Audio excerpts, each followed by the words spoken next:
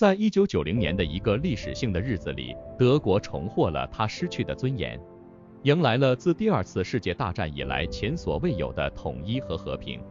可以想象，这一天，柏林墙的那一面涌动着欣喜若狂的人群，他们挥舞着国旗，歌唱着自由和团结的歌曲。而在那壁垒的另一面，也是同样的激情和欢腾。两个世界，一样的情感，一样的人民。在德国历史上，很少有哪一刻可以像这一天那样，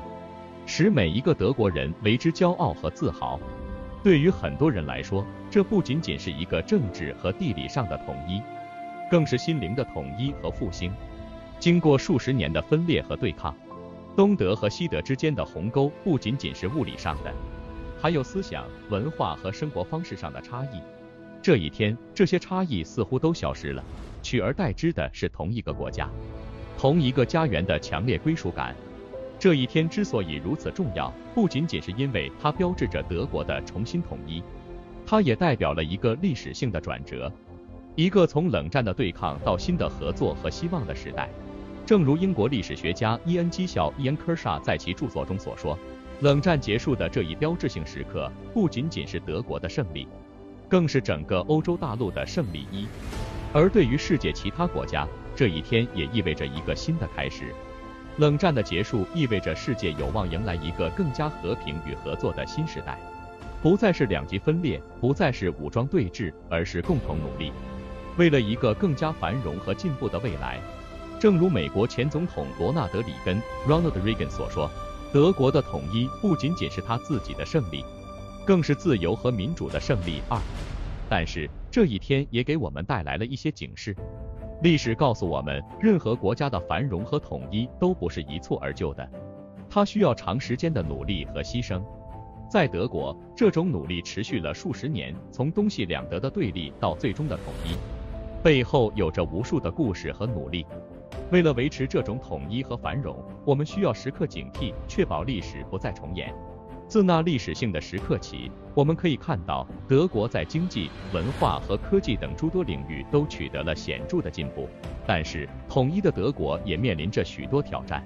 这些挑战的背后隐藏着东西两德长时间分裂所留下的深深的烙印。首先，从经济的角度来看，西德由于其在战后得到了马歇尔计划的援助，加上自身的经济制度，使其迅速崛起，成为欧洲的经济强国。而东德受限于其社会主义计划经济制度，虽然也有所进步，但与西部相比仍存在较大的差距。这意味着统一后的德国需要面对两个截然不同经济体系的融合。这种融合并不是一蹴而就的，它需要时间、耐心和策略。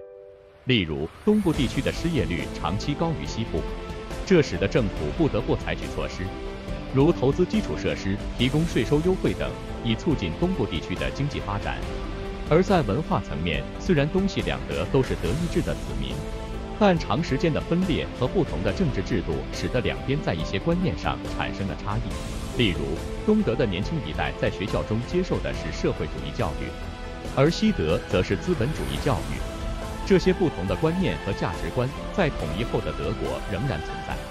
并在某些情况下导致了社会的摩擦和冲突。在科技领域，统一后的德国无疑已经成为世界的领先大国。从汽车制造到高速铁路技术，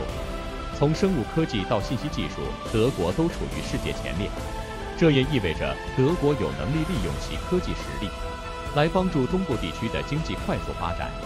但是，这一切的进步和挑战都不能掩盖一个事实，那就是德国人民对统一的渴望和信念。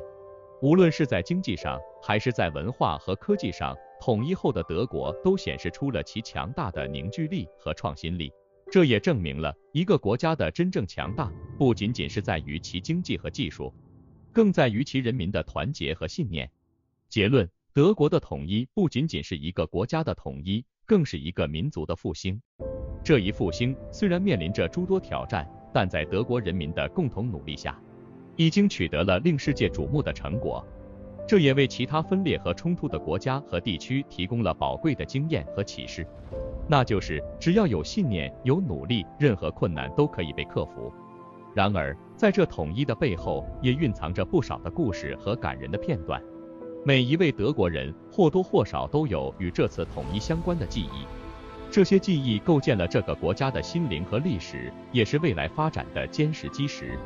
在柏林墙倒塌之后，成千上万的东德居民踏足了他们长时间未曾访问过的西部城市，他们带着好奇，带着激动，探寻着一个曾经熟悉但已经逐渐陌生的世界。许多家庭在墙的两边被分割了数十年，这一天，他们终于可以重新团聚。可以想象，那些长时间失散的家人重逢的场景是多么的感人。他们紧紧的拥抱，泪流满面，仿佛时间在那一刻停止了。除了家庭的团聚，这次统一也带来了文化和知识的交流。西德的音乐、电影和文学开始在东部流行，而东德的艺术和历史也开始被西部所了解和欣赏。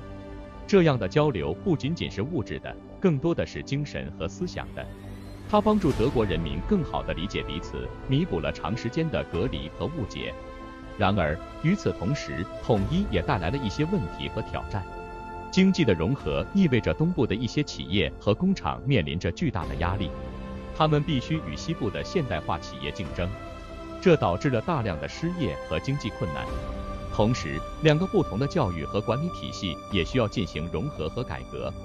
这也带来了不少的矛盾和摩擦。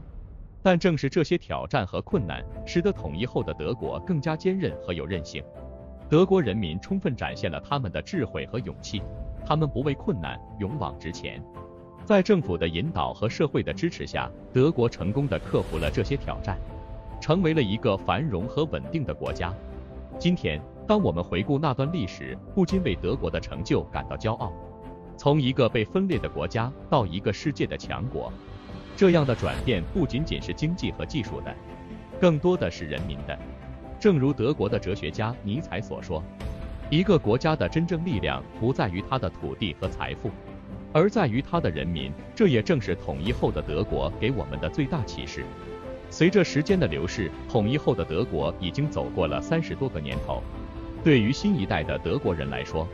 东西分裂的日子已经变成了历史教科书上的一页。但对于那些经历过那段时期的人们来说，那不仅仅是历史，而是他们生命中不可或缺的一部分。当今的德国不再是一个被分裂的国家，而是一个充满活力和创新的强大国家。无论是在经济、文化还是科技领域，德国都展现出了其卓越的实力和影响力。它的汽车、工程技术和足球都是世界上的佼佼者，被全球所瞩目。但与此同时，德国也始终没有忘记其历史。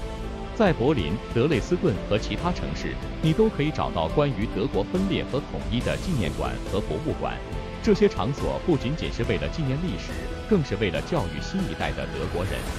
让他们了解和珍惜自己的历史和文化。作为一个曾经经历过如此多苦难和变革的国家，德国的成功故事为世界提供了许多宝贵的经验和教训。它告诉我们，一个国家的强大不仅仅建立在经济和技术上，更重要的是建立在人民的团结和信念上。只有当一个国家的人民团结一心，共同为一个目标而努力，这个国家才能真正的繁荣和强大。